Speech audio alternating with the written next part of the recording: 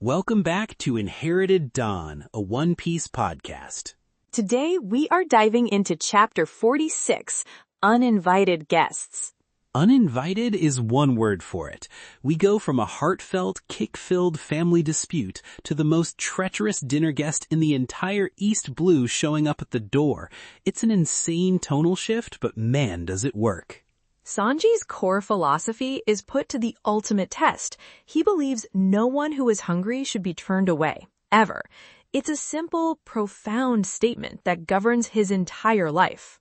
And Don Krieg immediately makes him pay for it. The moment he gets a single bite of food in him, he strikes Sanji down and declares he's taking the whole restaurant. It's one of those moments that just locks a character in forever. It's a brutal, defining moment. If you believe that kind of conviction deserves to be seen, maybe send this episode to one person who needs to start this journey with us. The Grand Line is a lot less lonely with a good crew. Couldn't have said it better. All right, let's get into it, because this chapter starts with a different kind of fight. It picks up right where we left off. Zeff has told Sanji to go with Luffy, and Sanji is refusing. And by refusing, he means he's kicking Zeff in the face, and Zeff is blocking him with his peg leg. This isn't an argument, it's a full-on brawl in the middle of the restaurant. I mean, think about the physics of that. Zeff is balancing on one leg, and he uses his other leg, the wooden one, to block a full-force kick from Sanji, who we've already established is a monster fighter. The strength and balance that requires is off the charts. It's a perfect visual for their relationship. Chaotic, violent, but perfectly balanced. It's true. It's not a brawl born of hatred. It's a brawl born of deep, unspoken love and a fundamental disagreement on Sanji's future. Sanji sees staying as the only way to honor his debt. Zeff sees leaving as the only way for Sanji to truly live. Sanji screams that he's staying, that he'll only leave when the old geezer dies. That is such a heavy, messed up thing to say. But you get it. He's basically saying, my prison sentence here, the one I've given myself, only ends when the man I owe everything to is gone. It's so twisted, but it comes from a place of intense loyalty. It reveals the depth of his self-inflicted guilt. He feels so responsible for Zeff's leg, for the loss of his pirate career, that he's chained himself to the Baratie. He believes his life's purpose is now to serve Zeff until the debt is paid, a debt that can only be squared by a lifetime of service. And Zeff, without missing a beat, just tells him he's got bad luck then, because he plans on living for another 100 years. That's such a Zeff line. It's so dismissive and so paternal all at once. He's completely invalidating Sanji's entire argument. He's saying, that's a stupid plan, kid, because I'm not going anywhere, so you need a new plan, a better one. It's their love language. It's violent and dysfunctional, but it's how they communicate. Zeff isn't trying to hurt Sanji, he's trying to launch him into his future. He sees Luffy and knows this is the ship Sanji is meant to be on. He recognizes that Luffy possesses the same spirit of freedom that he once had, the same spirit he wants for Sanji.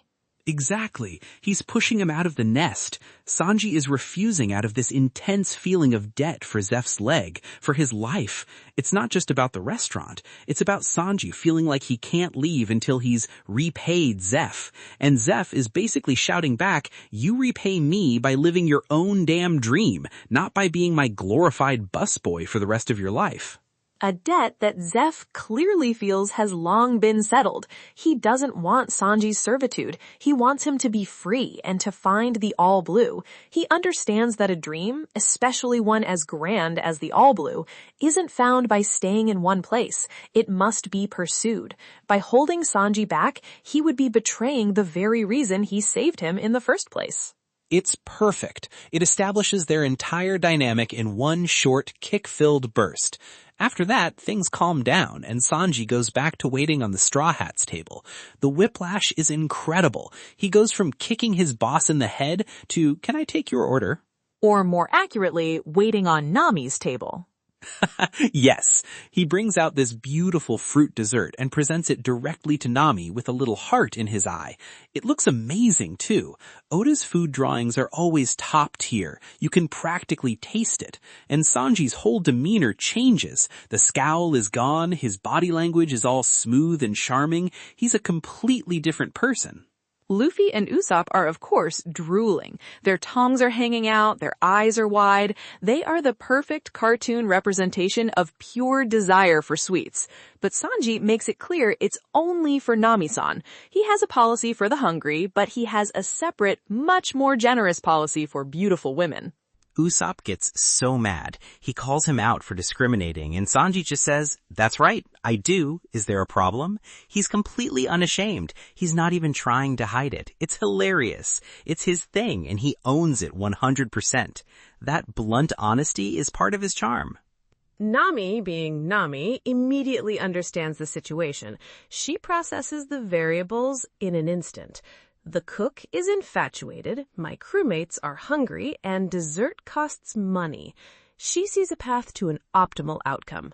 She lays it on thick, asking if it's really for her, if she can have it for free. She puts on this super sweet, innocent voice, and Sanji just melts. Of course she can. She can have anything she wants. He'd probably give her the whole restaurant if she asked nicely enough. He goes full-on love tornado mode. Zoro, ever the observer, just quietly says, "You're a tricky one." He's not getting involved, he's not complaining about the lack of dessert, he's just watching, analyzing the crew dynamics. He sees Nami's play for what it is, a clever manipulation, and he seems almost appreciative of her skill. And Nami's response is so good. She just winks and warns them that they should be careful too. She knows exactly how to play the game. It's not just charm, it's a survival tactic. She's a master of leveraging any advantage she can get. That wink is her saying, "This is me. I'm smart, I'm opportunistic, and I'm on your team now, so you get to benefit from it." She just secured a resource for the crew at zero cost. That's our navigator. It speaks to her past. That kind of pragmatism is learned. She finds the weakness in a system, in this case Sanji's chivalry, and exploits it for the benefit of herself and her crew. It's smart. Underneath the charm, there is a calculating mind that has been sharpened by years of hardship. She had to be clever to survive, and those skills are now part of who she is. It's not malicious, it's efficient. She got them a free, fancy dessert. I'm not complaining. Our navigator is the best. But that peaceful, funny moment is the last one we get for a while. Oda gives us this little bit of comedy, this nice crew-building moment, and then just yanks the rug out from under us. Yes, the scene shifts.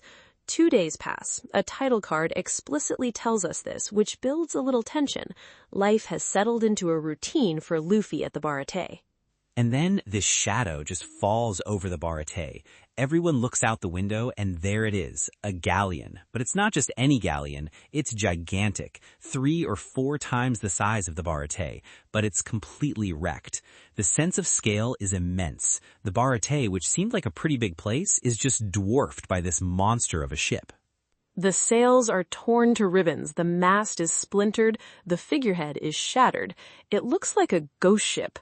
Oda's drawing of it is magnificent.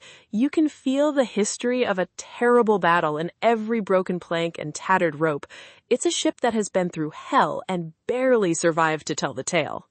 The chefs all recognize it immediately. Patty, who's usually so cocky and unflappable, looks genuinely scared. He names it the flagship of the pirate fleet, the Dreadnought Saber. It belongs to Don Krieg. The name itself is terrifying. A dreadnought is supposed to be an invincible battleship. To see one in this state is deeply unsettling. The panic is instantaneous. Customers start screaming and running. The chefs are terrified. They describe him as a foul-playing, cruel, inhuman monster, the most feared man in the East Blue. This isn't like with Buggy, where people were scared of his name. This is different. This is visceral terror from hardened sea cooks who have seen their share of pirates. Oda does such an amazing job of building up a villain's reputation before you even meet them. Think about it. We heard about Arlong from Johnny and Yasaku. We heard about Mihawk from Zoro. Now all these chefs are telling us that Krieg is the final boss of this entire sea. They talk about his 50-ship fleet and his 5,000-man crew. He's not just a pirate captain, he's a warlord. He commands an army. And the visual of his ruined ship creates an immediate mystery. If this is the unstoppable pirate warlord of the East Blue, what in the world did this to his ship? What could possibly reduce a fleet of 50 ships to this one broken vessel? It's a brilliant piece of environmental storytelling. The threat isn't just the man, it's the unknown power that defeated him. Right? It sets up two threats at once, the man on the ship and whatever it is he ran away from. You're immediately thinking, if this is what's left of the winner, what does the loser look like? Except it feels like Krieg was the loser in that fight. He's not arriving in victory, he's crawling back from defeat. Then a man stumbles out of the wreckage. He's huge, covered in golden armor, but he's rain-thin and weak. He can barely stand. The contrast between the imposing, ornate armor and the emaciated man inside is stark. The armor represents his power, his reputation. The body inside represents his current reality. He is broken and starving.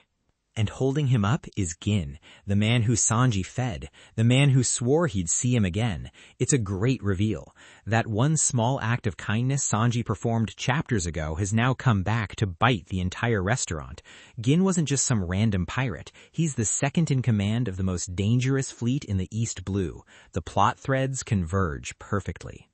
Krieg collapses, begging for food and water, saying he'll pay anything. He's a king on his knees. The man who supposedly rules the seas is now a beggar. It's a powerful image of fallen might. He still has the title, the infamy, but none of the strength to back it up. It's pathetic and it's terrifying. Pathetic because he's so weak, but terrifying because you know what he's capable of if he gets his strength back. It's a coiled snake. Right now it's lethargic, but you know it's still venomous.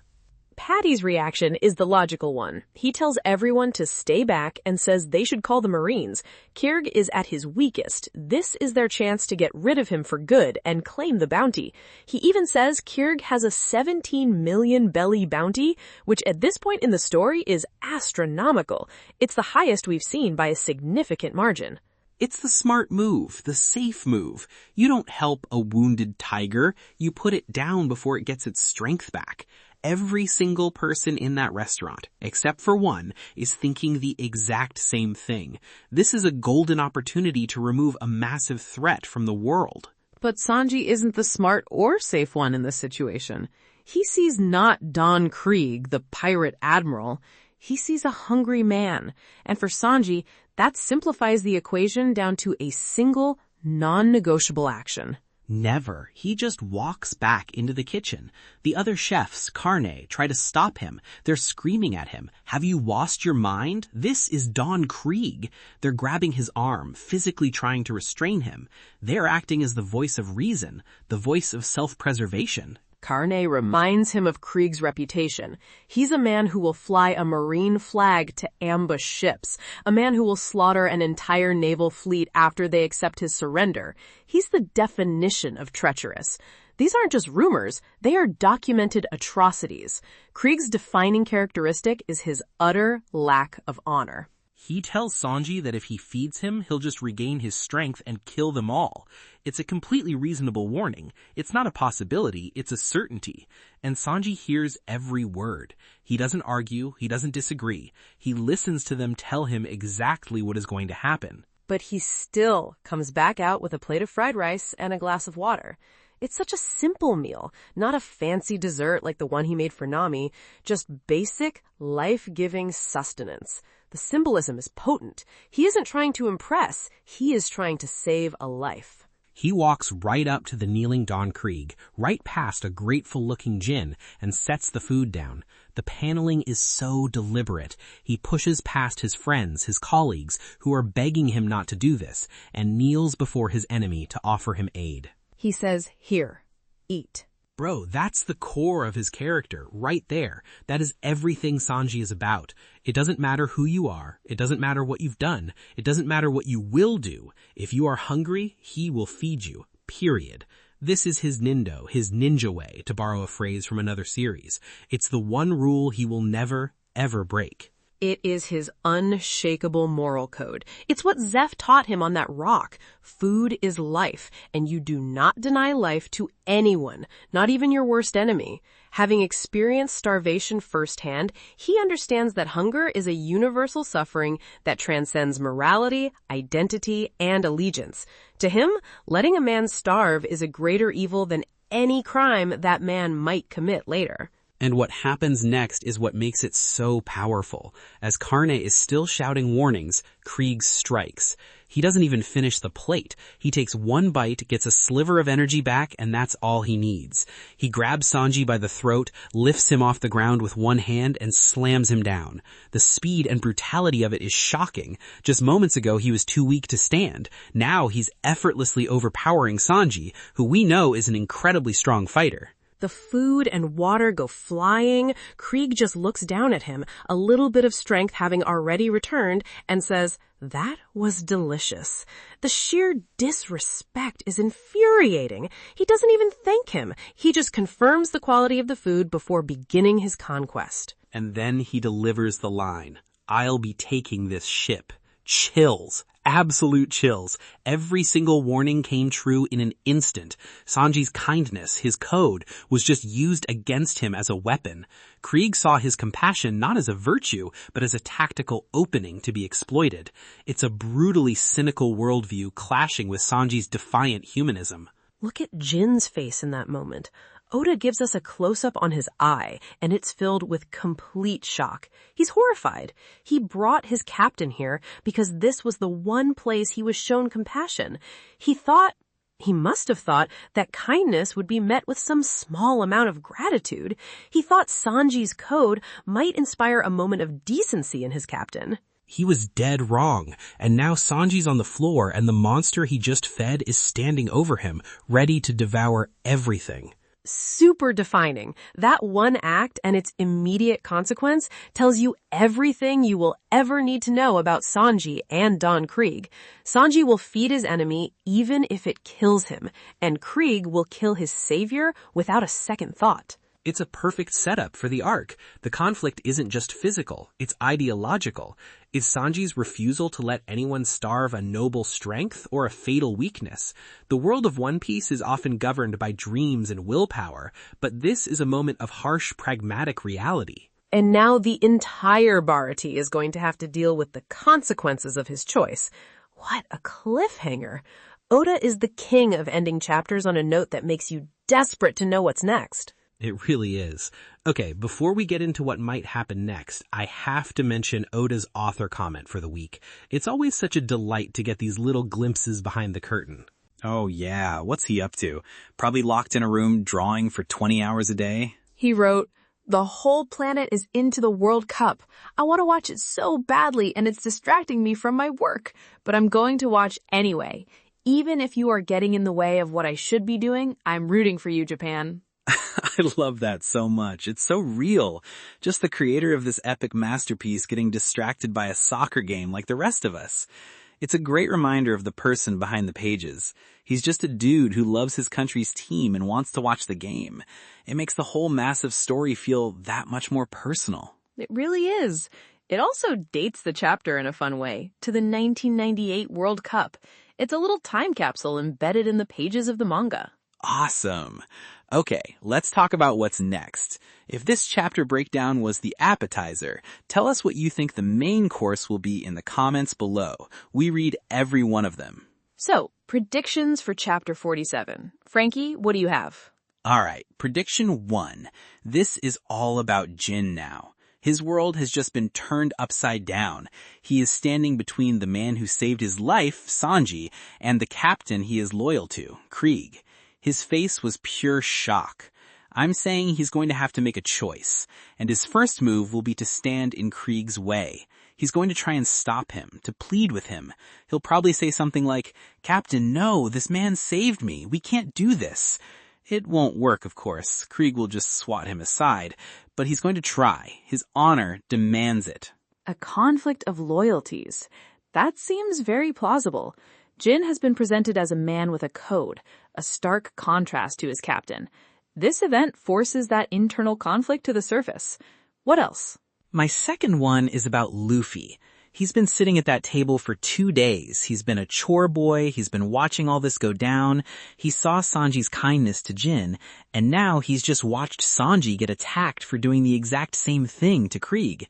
Luffy has a very simple, very strong sense of justice. You don't punish someone for giving you food. That's just wrong, plain and simple. He is going to get involved, and he is going to punch Don Krieg square in the face for being a terrible guest. It's not even about a bigger fight yet. It's just, hey, that's not how you treat someone who just gave you a meal. That seems almost inevitable. Luffy's moral compass is direct and unwavering when it comes to the mistreatment of people he considers good. Okay, my turn. My first prediction is that we're going to get the story of what happened to Krieg's fleet. That wrecked ship is a massive plot hook that Oda wouldn't just leave hanging.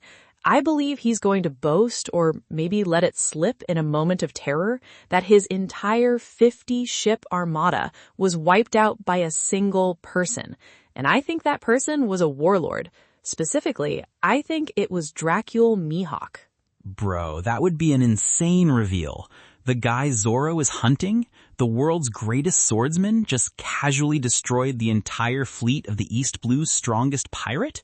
That would immediately recontextualize the power levels of the whole world. It would make Krieg seem like a chump, and Mihawk seem like an absolute god of destruction. The Grand Line would stop being a place and start being a promise of monsters on a whole other level. That's the idea. It raises the stakes of the Grand Line immensely. It tells the reader, and the Straw Hats, that the strongest person in this sea is barely a footnote in the next. For my second prediction, I'm looking at Zeff. We've only seen him as a chef and a cranky old mentor, but he was Red Leg Zeff, a fearsome pirate captain who sailed the Grand Line for a year and came back alive. Krieg has just declared war on his home, his restaurant, his family. I predict Zeff is going to take command. He's going to stop being a restaurateur and start being a captain again. He's going to organize the fighting cooks of the Baratie into a defensive line. We're not just going to see him fight, we're going to see him lead. Yes, Pirate Captain Zeff making a comeback. I love it. We'd get to see why he was so legendary in the first place. He's not just a retired chef, he's a commander. He's going to be barking orders, setting up defenses. Patty and Karn will stop being bickering cooks and start being his first and second mates again. That would be super. Exactly. His strategic mind is probably just as sharp as his kicks ever were.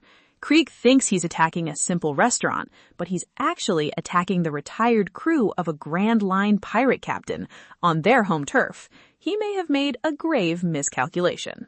These are some solid predictions. I can't wait to see what happens. This arc just went from 0 to 60 in one chapter. Me neither. This has been Chapter 46, Uninvited Guests. We are Inherited Dawn. We'll see you next time.